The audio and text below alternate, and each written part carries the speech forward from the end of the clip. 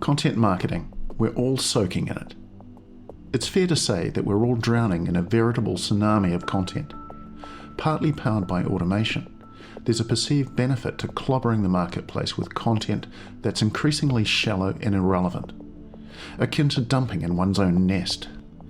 By definition, content marketing is a strategy focused on creating and distributing valuable, relevant, and consistent content to attract and retain clearly defined audiences and ultimately to drive profitable customer actions. If through careful analysis and understanding for what's valuable, relevant, even entertaining for a specific audience group, and engaging content is created, now the outstanding question is frequency. Undoubtedly, higher quality content will allow higher frequency of distribution, but there's always a limit, and this also needs to be measured and understood.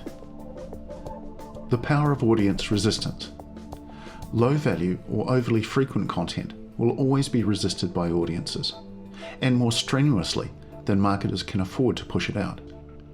But this can also drag down brand perception, which incrementally adds to that audience resistance. The motivation of customer experience. With customer experience being touted as a brand marketing game changer, this should also act as a positive pressure to elevate content quality in and of itself. Content is an expression or extension of how a brand regards customer experience. If promotional rhetoric is verbose, force-fed, and doesn't resonate, audiences are unlikely to dig deeper or to ultimately trust that brand. Human engagement. With fast-moving topics like AI, big data analytics, programmatic media, machine learning, voice recognition, and personalization, etc., taking so much of the limelight, and they're all helpful to understand, it's worth remembering that human nature has remained remarkably constant over millennia, evidenced by a vast number of psychological studies. So as long as human audiences remain at the sharp end of all we do, our understanding for human nature and engagement should be fundamental to all content creation. Studying clutter. An advertising exposure study concluded when audiences were tested in high clutter situations, they continued seeing and hearing more, but remembered less detail. When audiences were tested in less clutter, they remembered larger portions of content.